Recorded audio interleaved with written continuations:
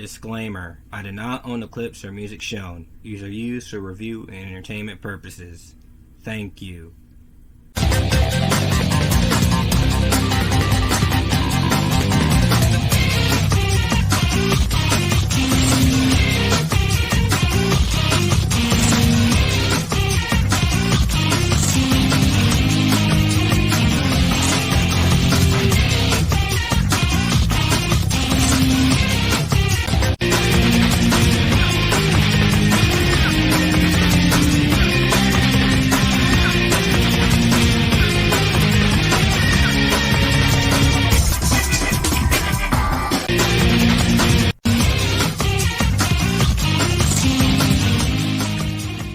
Greetings, Gap House and Gap House. It's me, Camden, on Channel Camden.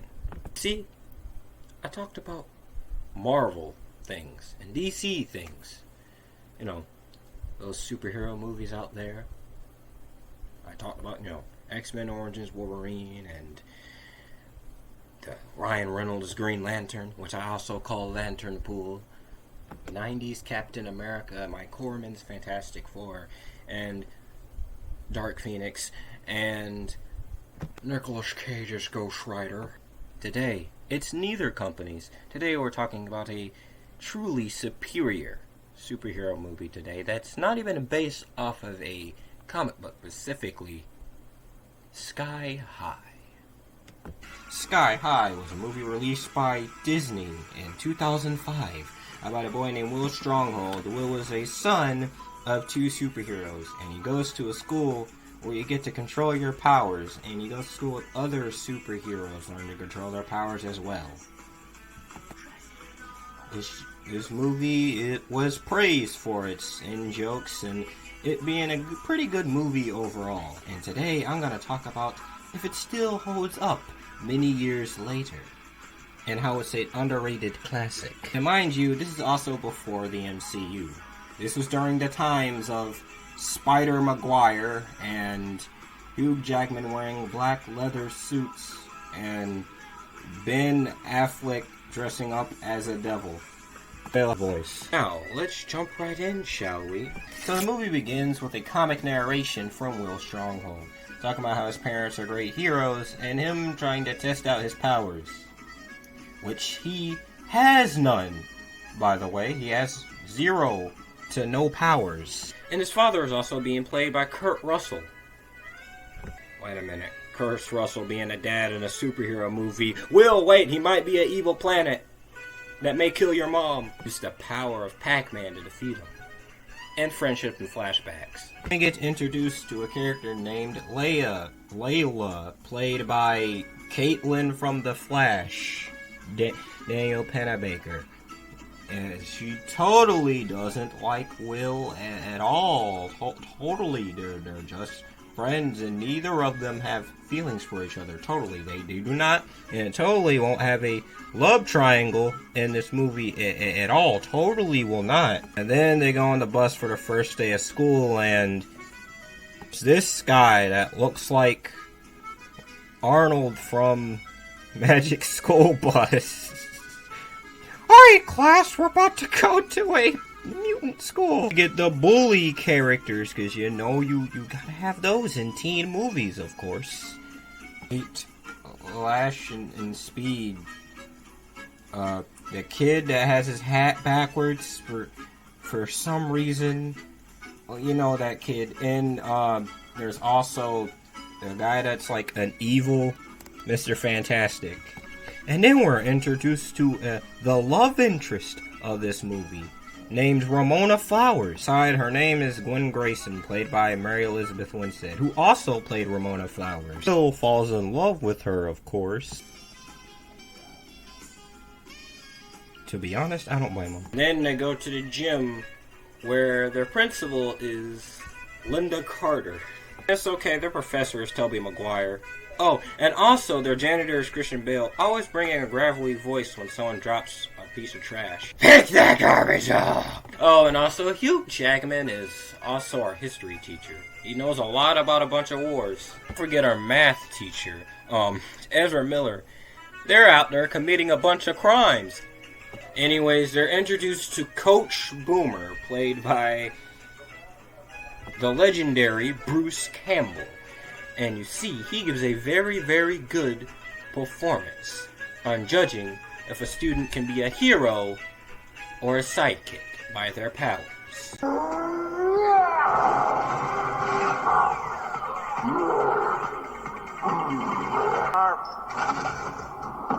So he just like set cars on students to test their powers. So could you imagine if like one of the students did not have super strength and he would have landed a car on them and it could possibly kill them? It seems everyone is too mundane about him doing this. Andy, I'm doing it. Doing what? I'm glowing. I don't think so. Well, it's easier to see in a dark room. Maybe we could turn off these lights. You could cup your hands around your eyes and look real close. Sight! Oh, are you sure you know? Sight! Say, that's pretty impressive. For a popsicle, sidekick, hero. Sidekick. Oh, hero. And a handsome one at that. Get out of here, Knucklehead. Just slap a student's butt, technically. I mean, it may be himself, technically, but still. That's kind of... should he be working here? Should be. A guinea pig? Yep. Not even a swarm of guinea pigs? No. Sidekick. One of that hero sidekick thing seems pretty fun. What's your power? Fetishized anime waifus instead of talking to actual people in real life? Sidekick! Co-write the episodes of Gravity Falls. Hero! The one in the pitch meeting that pitched Batman. Hero! And I pitched Dragon Ball Evolution. Sidekick! Also, that's just straight up villainous right there.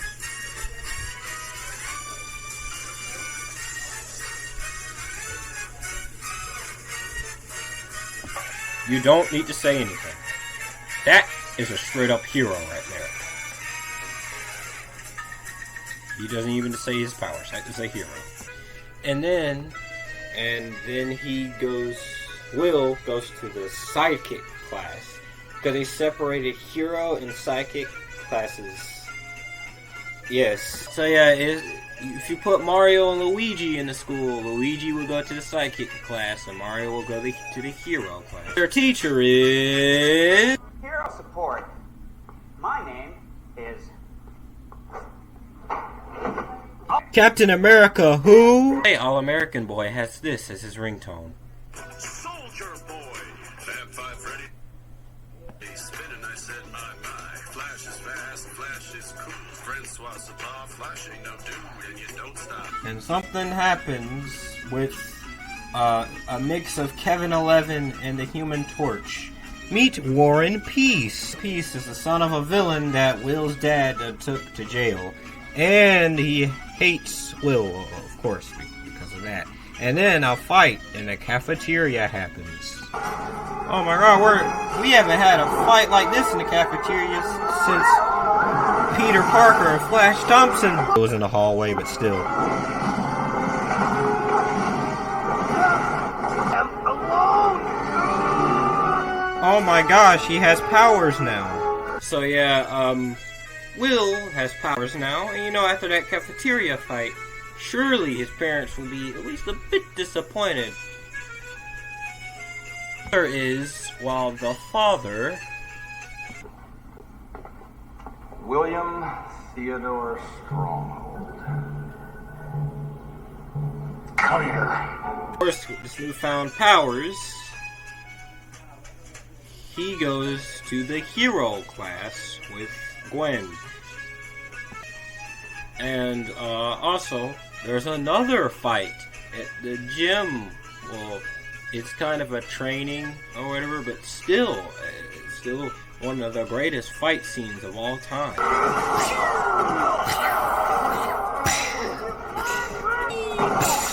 Oh my god, you're getting cooked. fail. And then, eventually, during that training, they do save the test dummy, which hints at Warren and Will's friendship that comes later on in the movie. So this guy that looks like Megamind, if he was white. And then, Gwen and Will, they ask each other they could go to the dance together as a date. Of course, because you know, at the end of teen movies, there's always gotta be the big dance at the end, at the third act, because you know, you can't have that without the dance. Without having those in teen movies, is like not having dance parties and dancing at the end of animated movies. Or likable characters in Stranger Things dying. Or jokes in a Marvel movie. Or, I can think of a good few Marvel movies that don't have jokes. But moving on. Without sponsorship. Wait. And during them talking to each other, Layla is left alone at a restaurant after Will asked her if they could hang out at that restaurant, and obviously he forgot. And then Warren comes to talk to Layla, and it turns out Layla likes Will. What a surprise! And then Layla gets Warren as a date to the dance. She does not like him, but she's trying to use him to make Will jealous. And then there's a party at Will's house. Another thing, parties at people's house. Some say that Katie Heron is at the other side of that house. And also Steve Harrington and Nancy Wheeler is also there as well. Don't forget, Roderick and Greg Heffley, they are there as well. Mona Flowers get mean at Caitlin. And Will breaks up with Gwen because of that. Caitlin's been my best friend since first grade. Well, you've got new friends now. And I think that you need to figure out whether you want losers. Come on, let's go. Oh, forget it. I'm not going anywhere with you, not now, or not to homecoming. Might as well just find yourself a new date, Gwen. You're dumb. Do not dump me! Not the night before the dance. Sorry, Gwen. I, just did. And then Gwen turns out to be evil. She turns out to be this villain named Royal Pain. Honestly looks like a Power Ranger villain. Clearly. Are you sure that we're in the right movie? There we are, the epic dance. And then there's the epic third act. Superhero movie tropes and Disney Channel movie tropes all merged into one. And then Will apologizes to his friends. And then they all hug it out and everything. And Will and Layla are the new couple. Obviously, I totally didn't see that coming. Obviously. Okay, so let me get this straight. So, Royal Pain, or Gwen, or Ramona Flowers, whatever, here's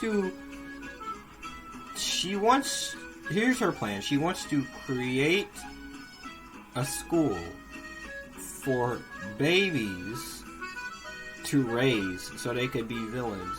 And she does this by turning everyone at Sky High into little babies so she could raise them at a villain school so they could be villains someday. Has to be truly one of the greatest villain plans I have ever heard. Darth Vader and Joker and Green Goblin, they should really take notes. And then we get a epic fight scene against Royal Pain and Will discovering his true power within.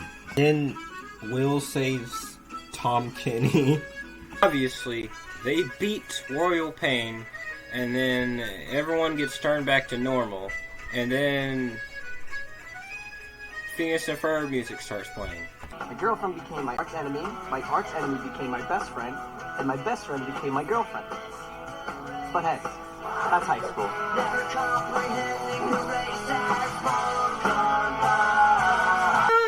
Phineas and Ferb never made a school for people with superpowers. Think of it. Dark Knight, Infinity War, Logan, Spider-Verse, The Batman, Raimi's Spider-Man trilogy. What are those? This is the true peak of the superhero genre. You don't understand. This is one of the greatest superhero movies of all time. Kevin Feige looked at this movie and he done said, "Oh wow, I need to make that a movie on my own. I can make a series like this. Oh wow, that is beautiful." Christopher Nolan also said, and that's why The Dark Knight is one of the greatest comic book movies of all time. Sky High was the standard and the cultural reset. Okay, seriously, this is a pretty good movie, actually. It has some cliches here and there, both superhero and teen movies, but also it's a pretty good movie with a good heart. It's pretty funny, it has a very good cast, and Bruce Campbell is a joy to watch. And it's nice for kids, and even adults could enjoy. Nice to look back at a pretty good movie, and this probably wouldn't have been the same as if it was made today. I mean, obviously. But, it's also a product of its time, but at the same time, it's a very good movie. So I hope you go check it out and test and see if you're a hero or sidekick. I give it 8 donuts.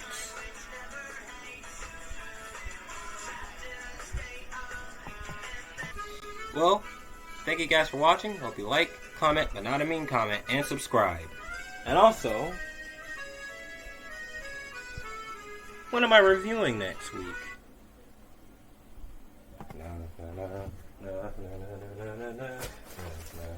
Keep a towel.